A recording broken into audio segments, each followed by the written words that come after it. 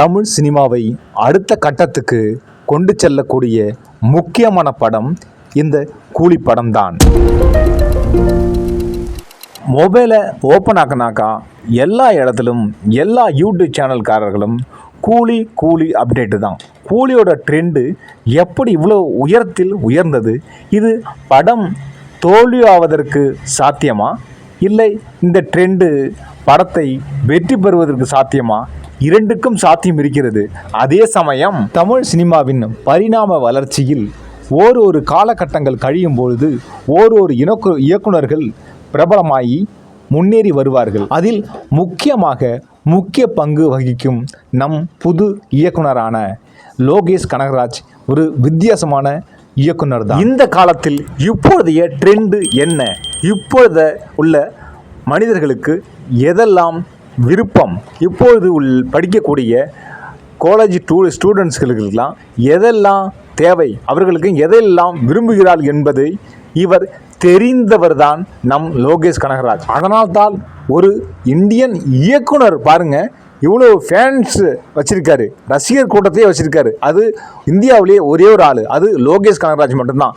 எத்தனையோ டைரக்டர்கள் இந்தியாவில் வந்திருக்காங்க, தமிழ்லேயும் இருந்திருக்காங்க, மணிரத்னமோ டைரக்டர் சங்கரோ ராஜமௌலி இருந்திருக்காங்க. ஆனால் ஒரு ஹீரோவுக்கு இருக்கக்கூடிய ஒரு ஃபேன்ஸ் ஃபாலோவர்ஸ் ரசிகர் கூட்டம் லோகேஷ் கனகராஜுக்கு மட்டும்தான் இருக்குது. இது எப்படி நடந்தது? ஏன் லோகேஷ் கனகராஜ் ஒரு படத்தை கற்பனை செய்து விட்டால் தலைக்குள்ளில் என்ன இவர் கற்பனை செய்து வைத்திருந்தாரோ அந்த இமேஜ் அது ஷூட்டிங் களத்தில் இவருக்கு கிடைக்க வேண்டும். அதுவரை இவர் விட மாட்டார். ஆனால் எல்லாவரையும் வேலை வாங்கக்கூடிய விதத்தில் இவர் வேலை வாங்குவார். அன்பாக பேசி அதிக டென்ஷன் அடிக்காமல் இவர் வேலை வாங்குவார். அதனால் இவருக்கு எல்லாமே சாதகமாக நடக்கும், எல்லாருமே அற்புதமாக நடித்து கொடுப்பார்கள்.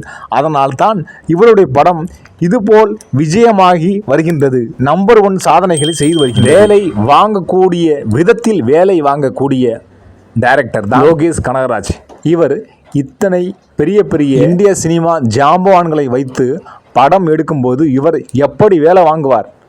அன்பாக பேசி வேலை வாங்கி அவர்களுக்கு இஷ்டப்படுவது போல் இவர் பேசி இவர் வேலை வாங்குகிறார். ரஜினிகாந்துக்கும் உண்மையிலேயே பிடித்த இயக்குனர்களில் இவருக்கு ரொம்பவும் பிடித்தவர் யார் என்றால் கார்த்திக் சுப்ராஜ். ரஜினிகாந்துக்கு ரொம்பவே விருப்பம், அவருடைய சுபாவம் ரஜினிகாந்துக்கு இஷ்டம். அதற்கு பிறகு நம்ம லோகேஷ் கனகராஜ் அவ்வளவு இஷ்டப்படக்கூடிய இயக்குனர் தான் லோகேஷ் கனகராஜ். அதனால தான் லோகேஷ் கனகராஜ் என்ன சொன்னாலும் கேட்கக்கூடிய மனநிலையில் உள்ளவர் தான் ரஜினிகாந்த். இந்த படத்தில் நடித்த ஓரொரு நடிகர்களும் அற்புதமாக நடித்திருக்கின்றார்கள் என்று வட்டாரத்தில் எல்லோரும் பேசிக் கொண்டிருக்கின்றார்கள். காரணம் அதுபோல் வேலை வாங்கியிருக்கின்றார் அன்பாக. அதனால் தான் இந்த படம் மிகப்பெரிய விஜயத்தை தொடப்போகிறது. வெற்றி மேல் வெற்றி இந்த படம் இறங்கும் முன்பே வந்து குமிகிறது. அதுபோல் படம் ரிலீஸ் ஆன பிறகு நம்பர் 1 1000 கோடி வசூல் பண்ண என்னுடைய வாழ்த்துக்கள். வீடியோ பிடிச்சா சப்ஸ்கிரைப் பண்ணுங்க, லைக்கும் பண்ணுங்க தங்கம்.